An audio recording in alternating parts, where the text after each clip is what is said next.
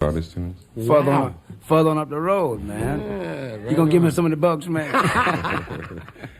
And I'd also like to mention that Mr. Bobby Brown's Blue Bland, the last king of blues, the world forgot.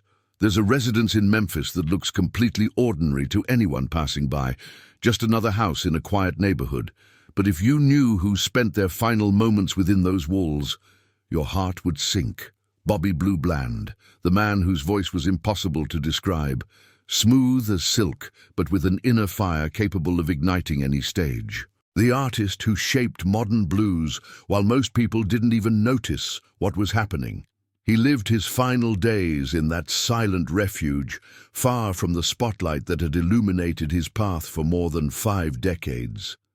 The stories that remained there have nothing to do with the public image his fans cultivated for decades.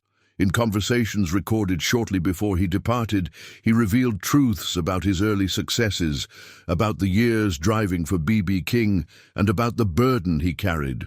He also exposed the cruel illness that slowly stole his life at 83. Today, we're going to discover the place where it all ended and understand what really happened to one of the last monarchs of blues. Let's begin. Forgotten Roots.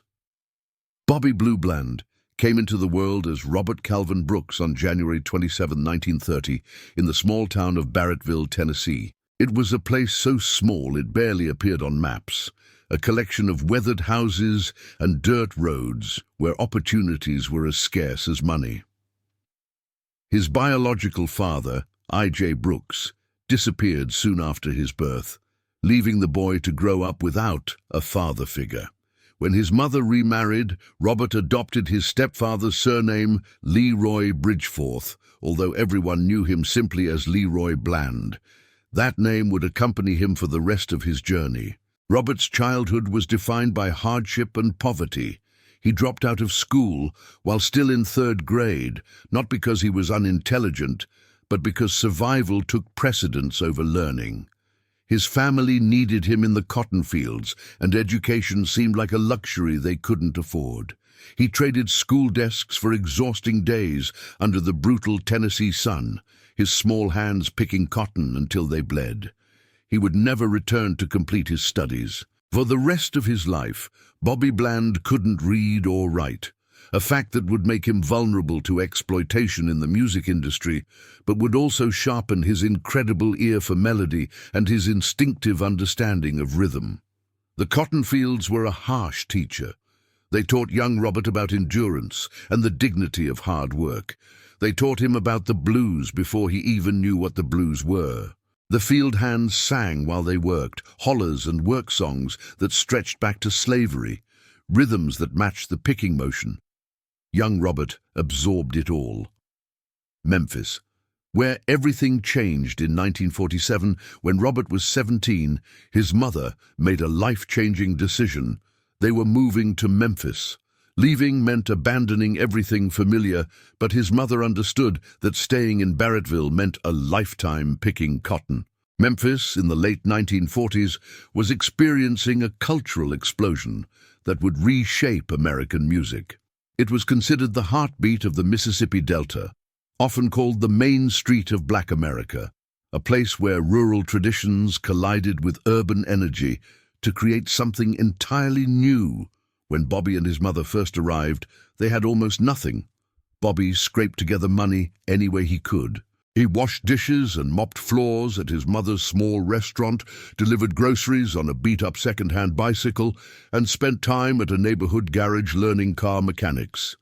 But the real turning point came when Bobby learned to drive. Getting a driver's license gave him freedom he'd never known and immediately opened doors.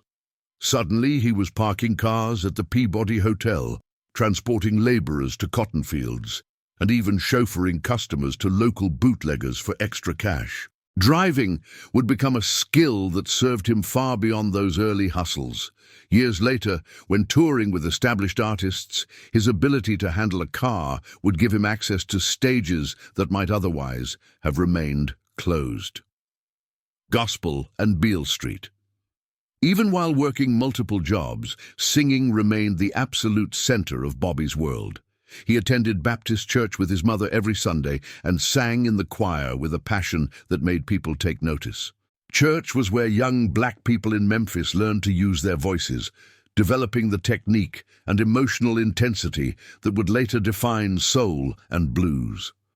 On weekends, Bobby joined the Miniatures, a 5-man gospel group.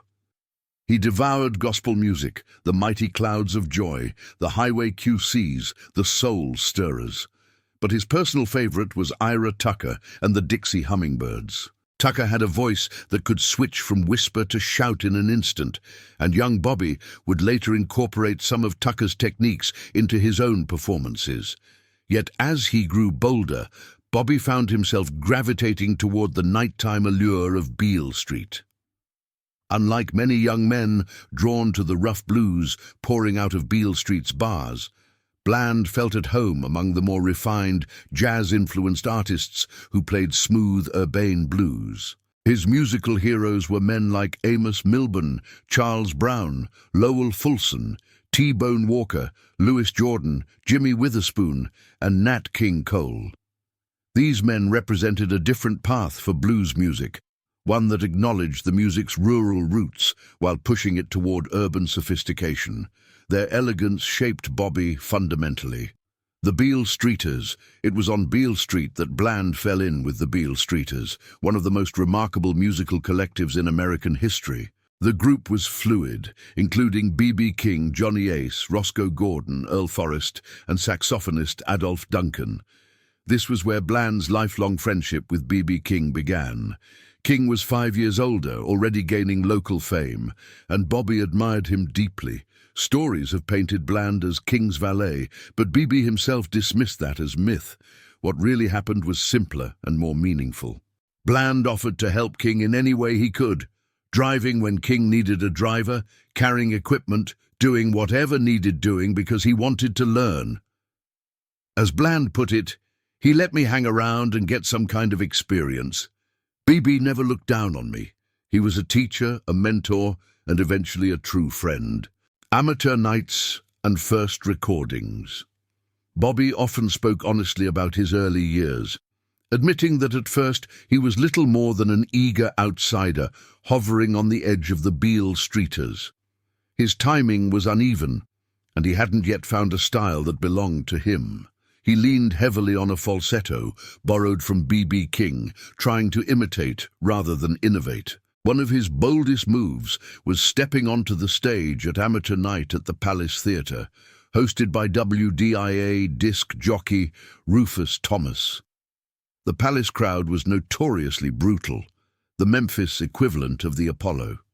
The audience came prepared with tomatoes and eggs to throw at performers who failed to impress.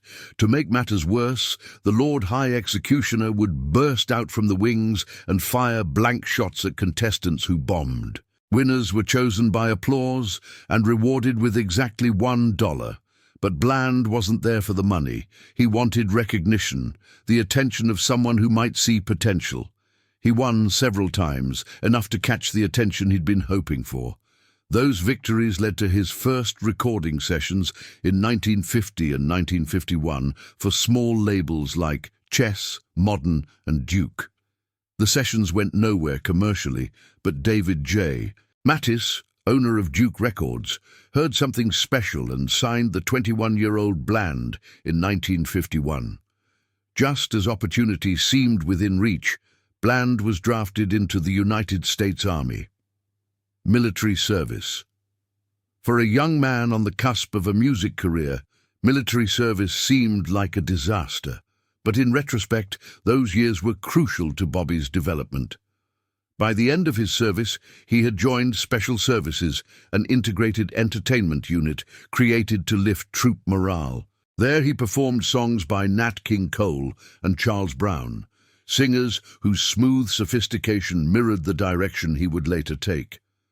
During his military years, he gravitated toward the gentler, polished style of Tony Bennett, Billy Eckstine, and Perry Como. Their control and emotional clarity would quietly seep into Bobby's voice.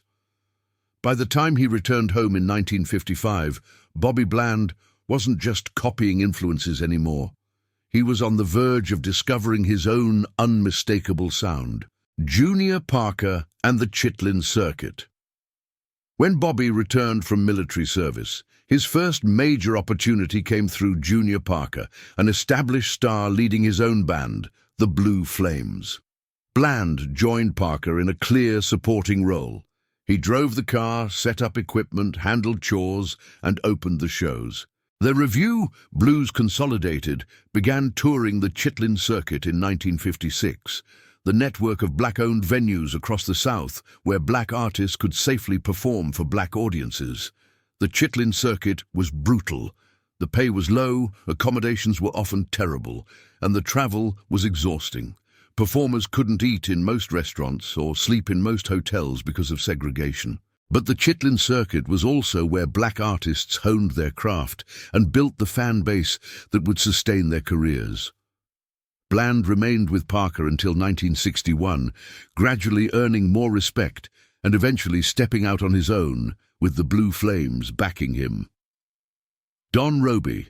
The contract, like Parker, Bland recorded for Duke Records, and both men dealt with the label's intimidating boss, Donald Dedrick Roby. This relationship would define much of Bobby's career. Roby had taken full control of Duke by 1953. According to legend, he made his intentions clear by placing a pistol on the table during buyout negotiations. As the new owner, Roby rewrote all contracts, and Bobby's illiteracy became a serious liability. Roby guided Bland's hand as he signed a deal that paid him half a cent per record, far below the industry's 2-cent standard. Roby also claimed writing credits under the pseudonym Dedrick Malone, securing all publishing royalties. Yet when asked later about Roby's tactics, Bland remained loyal. Well, he's in business. Each company does the same thing. But Roby did a lot of people favors, like me for one, getting a chance to record. Part of this loyalty came from Bland's nature. He was shy, insecure, and needed the structure Roby provided. After growing up without a father, Bobby responded to that paternal authority figure, even at the cost of fair compensation. What cannot be denied is that Roby recognized Bland's potential. The 2 decades at Duke Records produced the greatest music of his career. The breakthrough. Bobby Blue Bland's breakthrough arrived in 1957 with Farther On Up the Road. Over the next decade, he released classics: It's My Life Baby, I Smell Trouble, Little Boy Blue, Cry, Cry, Cry, Don't Cry No More, Ain't That Loving You, Stormy Monday, and the explosive Turn On Your Love Light. These singles were accompanied by remarkable albums: Two Steps from the Blues, 1961, Here's the Man, 1962, Call on Me, 1963, The Soul of the Man, 1966, and Touch of the Blues, 1967. Fans and critics still rank these among the finest recordings in blues history. Around 1957, Bland's vocal identity crystallized. After abandoning the falsetto borrowed from B.B. King, he found something uniquely his own, a gritty emotional device he called the squall. Bland acknowledged lifting the idea from gospel preacher Reverend C.L. Franklin, specifically from the sermon, The Eagle Stirreth Her Nest. But the squall was only one piece of the puzzle. Joe Scott, the architect. What truly shaped Bobby's sound was his partnership with arranger Joe Scott. No one had greater influence on Bobby Bland than Joe Scott. Bland himself said, "He was everything. Without Scott, I wouldn't be the singer I am." From 1958 through 1968, Scott controlled every detail of Bobby's musical presentation: the band, the arrangements, the recording sessions, and even Bland's approach to phrasing and diction. Scott envisioned a sound that fused traditional blues guitar with bold brass arrangements inspired by the big bands of the 1940s, Louis Jordan, Lionel Hampton, Count Basie. He blended these jazz-inflected textures seamlessly with the soul revue style emerging in the 1960s, giving Bland a sound that was both contemporary and deeply rooted. Scott spent countless hours coaching Bobby on technique, how to deliver a lyric, how to shape a phrase, how to use a microphone with precision. Bland absorbed everything. Known for his perfectionism, he would work a song for hours, memorizing its emotional contours, mastering every detail before performing or recording it. To preserve the earthy blues foundation, Scott always anchored Bland's arrangements with blistering lead guitar, Pat Hare, Clarence Holloman, and most famously Wayne Bennett. Bennett's guitar work on Bland's Stormy Monday is now regarded as definitive. Although Scott and Bland gradually went their separate ways after 1969, the decade together had shaped Bland permanently. The lessons Scott instilled stayed with him for life. The musical identity, the musical direction Bobby eventually embraced, wasn't marketing invention. It was who he genuinely was. His warm baritone, refined phrasing, and sensual delivery naturally set him apart from the rough blues dominating the era. Bland admitted he never cared much for the raw style of his contemporaries. Instead, he leaned toward quiet pleas, humility, and vulnerable softness that resonated deeply, especially with women. He once described his artistic experiment. "I kept wondering what would happen if I took the growl out of the blues and replaced it with some kind of mellow moan. Would people still like it, or call me a traitor to the blues?" It didn't take long to find out that the women sure enough liked it, and brother, that's all I needed to know. This approach made Bobby Blue Bland one of the most successful R&B artists of the 1960s. 3 of his songs rose to number 1. I Pity the Fool, 1961, That's the Way Love Is, backed with Call on Me, 1963, and his biggest crossover triumph, Ain't Nothing You Can Do, 1964. Part of the reason many casual listeners didn't grasp his influence was visibility. Unlike artists signed to Motown or Stax, Bland wasn't pushed into the mainstream. His label aimed at a mature, predominantly female African-American audience, a demographic often ignored by major labels, but one that embraced Bland wholeheartedly. He didn't need the flash of pop stardom. His music found the people who understood him, and that loyalty sustained him for decades. The relentless road. Bobby Blue Bland built his fame through relentless touring. At his peak, he performed more than 300 one-night shows a year, essentially performing every single night with perhaps 24 nights off throughout the entire year. He was crisscrossing the country on a grueling schedule that few artists could endure. And despite rising to national prominence, he never abandoned his roots. Bland continued playing juke joints, cafes, county fairs, and intimate blues clubs across the South, maintaining a deep bond with the African-American audiences who had supported him from the beginning. These weren't prestigious gigs, and they didn't pay particularly well, but Bobby understood these were the people who had believed in him when no one else did. He owed them his loyalty, and he never forgot that. The MCA years in 1973, Duke Records was sold to MCA, marking the end of an era. Some critics declared that Bland's best work was behind him, but his story was far from finished. The MCA years drew mixed reactions. Bland was now recording in Los Angeles, and some felt the polished West Coast sound clashed with the Bobby Bland mystique. Producers Steve Barry and Michael O'Martian came from pop backgrounds, raising concerns among blues purists. Yet Bland's core audience stayed with him, and several MCA releases proved the skeptics wrong. His California album featured the R&B top 10 hit This Time I'm Gone for Good. Its follow-up, Dreamer, produced I Wouldn't Treat a Dog, which reached the R&B top 5. MCA's wider distribution also introduced Bland to new listeners outside his long-established black fan base. He reunited with B.B. King during this period, recording 2 acclaimed albums, the studio project Together for the First Time and a live album from their Coconut Grove performance. Malaco, Coming Home. Bland's final recording home was Malaco Records in Jackson, Mississippi, where he signed in 1985 and stayed for 18 years. Unlike MCA, Malaco focused directly on the black Southern audience that had embraced Bobby from the start. The label was black-owned, operated by people who understood soul and blues from the inside. Malaco had a family atmosphere like Duke used to have, Bobby said, genuinely grateful for the environment that supported his artistry and spirit. He rewarded the label's faith with some of the finest late-career work of any blues vocalist. Bland recorded a dozen albums with Malaco and earned 7 Grammy nominations for his releases there.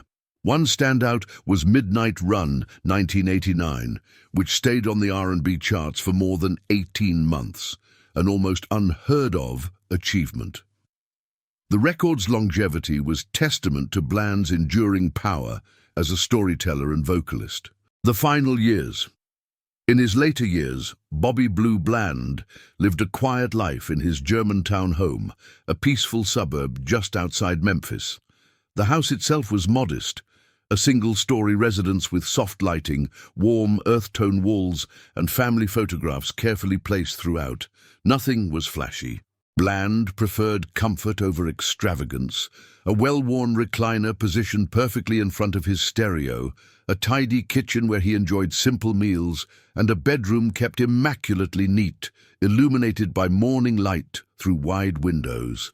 His lifestyle was equally understated. He rose early, listened to gospel music or Nat King Cole, and often sat on the screened back porch overlooking his quiet yard. Visitors said he carried himself with the same elegance he'd had on stage, but with a gentler, slower rhythm. He rarely traveled except for select performances, choosing instead to enjoy family, rest, and routine. His wife, children, and grandchildren were regular visitors, and Bobby relished those moments of family connection that touring had often prevented. By 2010, Bobby's health was declining seriously. He was diagnosed with congestive heart failure, a progressive disease that gradually stole his breath and energy. The illness was cruel in its slowness. Bobby didn't die suddenly, but faded gradually, his once powerful voice weakening, his famous energy dissipating. June 23, 2013, Bobby Blue Bland died of congestive heart failure on June 23, 2013 in Germantown, Tennessee.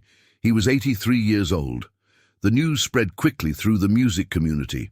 B.B. King released a statement. "He was my friend and I loved him. His voice was one of a kind, and the world will never hear another like it." Musicians across all genres paid tribute. Mick Jagger acknowledged Bland's influence on the Rolling Stones. Eric Clapton called him one of the absolute greatest. Younger artists spoke about discovering Bland's music and being transformed by it. The funeral was held in Memphis. The service was packed with family, friends, fellow musicians, and fans who had followed his career for decades. Even at the height of his fame, Bland had carried a humility rarely found among legends. He never seemed to believe his own press, never acted like he was better than the people who came to see him perform. Near the end of his life, during one of his final interviews, he was asked how he wanted to be remembered. "I'd like to be remembered as just a good old country boy who did his best to give them something to listen to help them through a lot of sad moments, happy moments, whatever. I wasn't trying to be the greatest or the best. I was just trying to be honest, to sing from the heart, to connect with people. If I did that, if my music meant something to somebody, then I did what I was supposed to do." It was a simple wish from a man whose voice had carried generations through all those moments. The legacy. Bobby Blue Bland never wrote a hit song. He never played an instrument on his records. He wasn't a showman like James Brown or a guitar virtuoso like B.B. King. What he had was his voice and the intelligence and taste to use it wisely. He chose good songs, learned them thoroughly, interpreted them with honesty and emotion, and delivered them with consistency that built trust with his audience. That was enough. More than enough. It was everything. His legacy lives on in countless recordings, in the memories of those who saw him perform, in the influence he had on generations of singers who came after him. You can hear Bobby Bland's influence in soul music, in contemporary blues, even in hip-hop samples that have introduced his voice to listeners born decades after his commercial peak. The house in Germantown stands quiet now, just another suburban home in a peaceful neighborhood. But if you know what happened there, if you understand the journey that ended within those walls, you can't look at it the same way. It's a monument, a shrine, a reminder that greatness doesn't always announce itself with fanfare. Bobby Blue Bland was one of the last kings of the blues, and like all true kings, his reign was earned, not inherited. He worked for every inch of ground he gained, never took his success for granted, and remained true to his vision until the very end. The world is quieter without his voice. But thankfully, we still have the recordings, those perfect artifacts of a time when one man's voice could stop you in your tracks and make you feel things you didn't know you could feel. That's the gift Bobby Blue Bland left us, and it's more than enough.